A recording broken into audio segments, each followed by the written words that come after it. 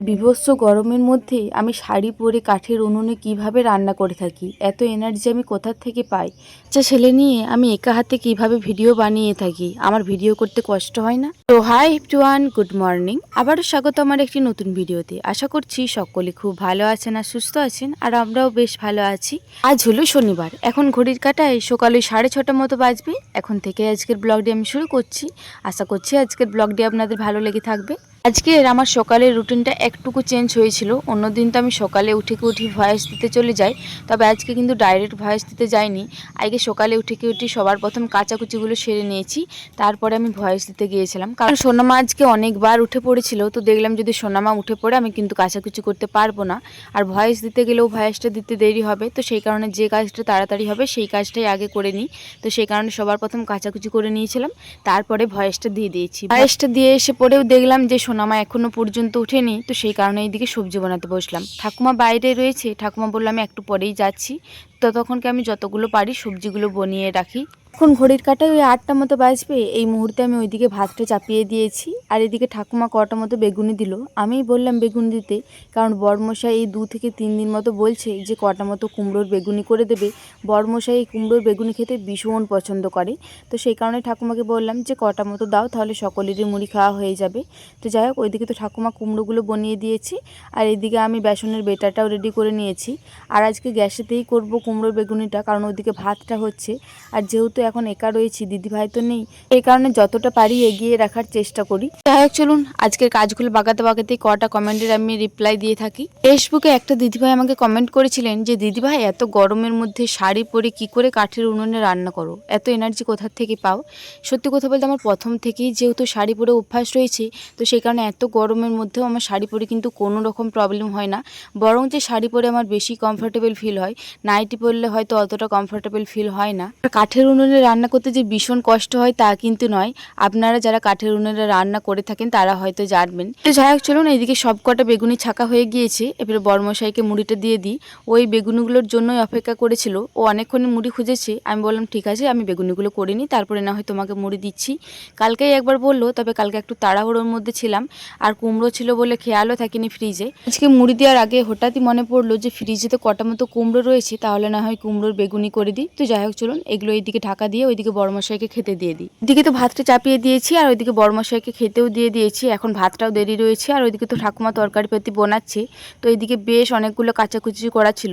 সোনা মায়ের পাপার বেশ কটা কাচাকুচি করা ছিল, আর কুমারগুলো সকালেই মেখে দিয়েছিলাম, তো সেই কারণে মায়ে কিছুক্ষণ আগেই কেচে নিয়ে চলে এসেছে পুকুরেতে। আর সোনা মায়ের পাপারগুলো আমি সবে মাত্র মেখে পরে সঙ্গে সঙ্গে কেচে নিয়ে চলে এসেছি। নিচেতে এই সব কটা ধরবে না, তো সেই কারণে ভাবলাম সেই যখন ছাদকে যাচ্ছি তাহলে না হয় সব কটা জামা কাপড়ই মিলে দেবো। যাই হোক, যে কথাটা বলছিলাম, কাঠের উনুনে রান্না করতে কিন্তু খুব একটা বেশি অসুবিধা হয় না। আমার তো মনে হয় গ্যাসের রান্নার থেকে কাঠের উনুনে রান্না একটু বেশি সুবিধা, বিশেষ করে আমাদের গ্যাসটার, কারণ আমাদের গ্যাসটার খুব একটা বেশি জোর নেই জানেন তো, অনেক মানে সে লো ফ্লেমে চলে। তো সেই কারণে আমাদের তো ভীষণই বিরক্ত লাগে। তো তখন মনে হয় একটা কাঠ ধরিয়ে দিই, তাহলে নিশ্চিন্তে হবে, আমরাও নিশ্চিন্তে কাজ বাগাতে পারবো, আর ওইদিকে আমাদের রান্না বান্নাও হয়ে যাবে। তো সেই কারণে আমাদের কাঠে করতেই সুবিধা হয়। ফেসবুকে আরও একটা দিদিভাই আমাকে কমেন্ট করেছেন, বাচ্চা ছেলে নিয়ে ভিডিও করতে কষ্ট হয় না তোমার, কিভাবে করো? সত্যি কথা বলতে বাচ্চা ছেলে নিয়ে প্রত্যেকটা মানুষেরই ভিডিও করতে কষ্ট হবে। সত্যি কথা বলতে আমি যতটুকু কাজ করে থাকি ততটুকুই ভিডিও শ্যুট করে থাকি, তবে কাজ করার সময় কিন্তু ভিডিও শ্যুট করতে কোনো রকম কষ্ট হয় না। তবে ওই যে রাত জেগে এডিট করতে হয়, আর যদি ভোরবেলায় ভয়েস না দিতে পাই তখন একটু অসুবিধা হয়ে যায়। যাই হোক, ছাদে তো জিনিস মিলে দিয়ে চলে এসেছি। এসে পরে আমি ভাতটা নামিয়ে দিয়েছিলাম, ভাতটা নামিয়ে এইদিকে পেঁয়াজে আলুতে ঝিঙেতে ঝাল দেওয়া হবে, ওই ঝাল দেওয়াটাই চাপিয়ে দিচ্ছি। প্রথমে পেঁয়াজগুলো দিয়ে দেবো, পেঁয়াজগুলো ভালো করে ভেজে নেওয়ার পরে ঝিঙে আলুটা দিয়ে ভালো করে কষিয়ে নেব। সত্যি কথা বলতে এই বাচ্চা ছেলে নিয়ে ভিডিও করতে মাঝে মাঝে তো অসুবিধা হয়, তখন মাঝে মাঝে মনে হয় রেগে পড়ে যে ভিডিও করা ছেড়েই দেবো।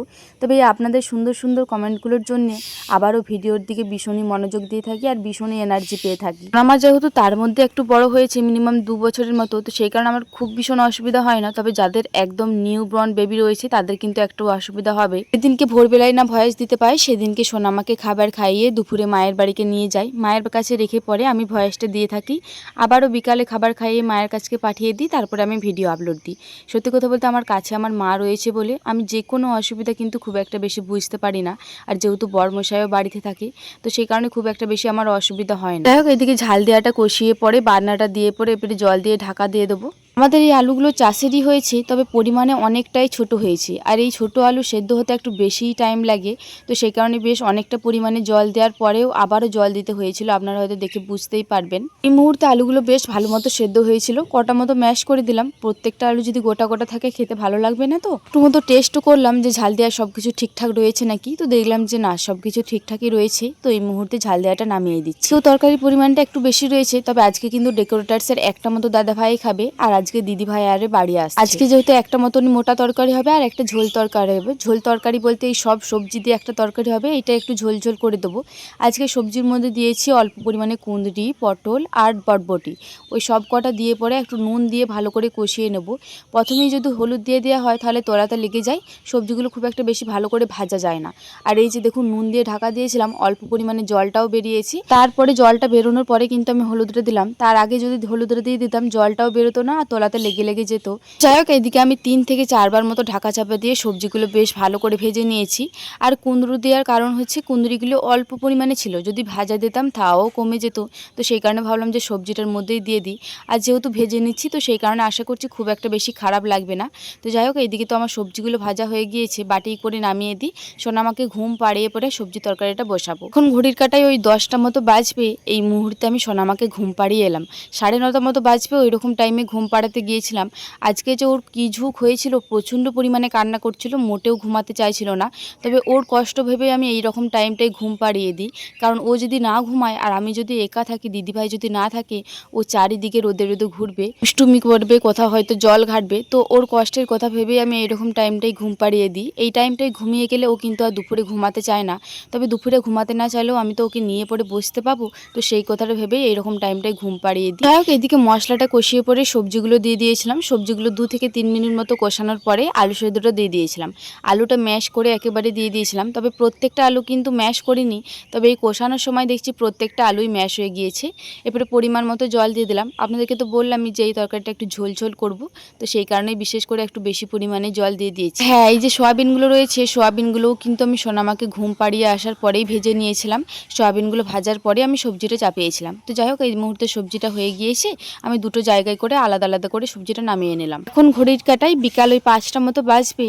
এই মুহূর্তে ছাদেতে এসেছি ভিডিও আপলোড দেওয়ার জন্য। অনেকক্ষণ থেকে মেঘটা ডাকাডাকি করছে, তবে হঠাৎই জলটা নামিয়ে দিল। আর এদিকে কিন্তু আমি একা আসেনি, আমার সঙ্গে এইদিকে আমার সোনামাও এসেছে। এখন এই আমার মেয়েটা ভীষণ মা আন্ত প্রাণ হয়েছে, জানেন তো। ছোট থেকে কিন্তু খুব একটা বেশি আমার সঙ্গে সং থাকেনি। ছোট থেকে ওর বাবার সাথে বা বাড়ির সকলের সাথে একটু সং ছিল। যে ভালোবাসতো না, আমার কাছে যে আসতো না তা কিন্তু নয়, তবে সবসময় যে একটা বাচ্চা ছেলে মা মা করে সেটা কিন্তু করতো না। তবে এই 1 মাস হলো দেখছি এই মেয়েটা কিন্তু আমার মা অন্ত প্রাণ হয়ে গিয়েছে। মা যেখানকে যাবে ও সেখানকে যাবে। এই যে দেখুন, ভিডিও আপলোড দিতে এসেছি, নিচে ওর জেম্মা আর ডাকছে যে নিচেকে চলে আয়, তোর মা ভিডিওটা আপলোড দেখ। তো কিছুতেই শুনবে না, ও সে আমার কাছকেই চলে আসে। সত্যি কথা বলতে এই সুন্দর সুন্দর মুহূর্তগুলো ক্যামেরা বন্দি করে রাখতে বেশ ভালো লাগে। যাই হোক, আজকে তো এদিকে মনে হচ্ছে আর বৃষ্টি থামাবে না, আর আজকে আর কোনো রকম ভিডিও শ্যুটও করতে পারবো না। আজকের ভিডিও আমার এই পর্যন্তই, আবারও দেখা হবে পরবর্তী কোনো ভিডিওতে।